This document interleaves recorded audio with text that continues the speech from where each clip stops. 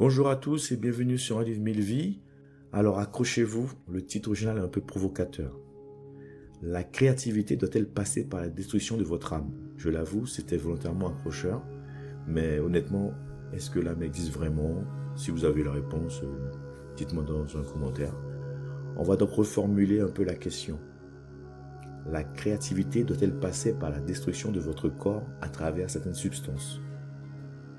Et pour répondre à ça, je vais m'appuyer sur Elisabeth Gilbert, l'auteur du livre Comme par magie. Elle dit quelque chose de très fort. Fonctionne-t-elle cette méthode? Oui, bien sûr. Super bien. Jusqu'au moment où elle vous tue.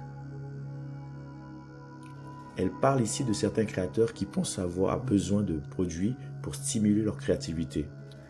Dans l'histoire de l'art, de la musique, de la littérature, certains grands noms ont effectivement fonctionné comme cela. Mais la vraie question est-ce que le prix à payer n'est pas trop élevé? Mon opinion, et encore une fois, ce n'est que dans mon opinion, ne vous détruisez pas pour créer.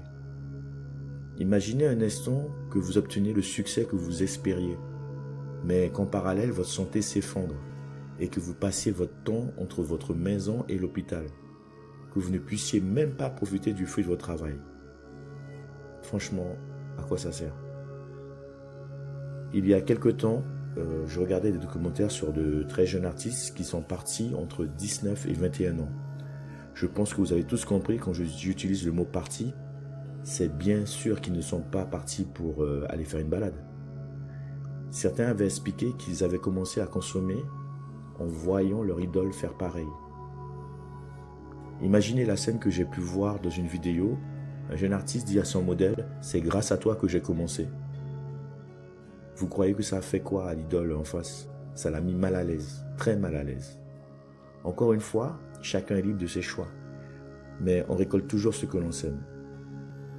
Et pour terminer, je vais vous partager une petite réflexion de Sadhguru que vous pouvez trouver sur YouTube.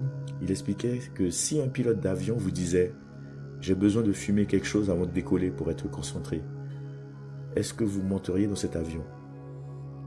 La comparaison est forte évidemment, mais le message est simple. Si vous êtes bon avec quelque chose, vous serez encore meilleur sans dépendre de quoi que ce soit. La créativité ne doit pas vous détruire, elle doit vous élever. Je vous remercie d'avoir regardé cette petite vidéo. Si ça vous a plu, mettez un petit like.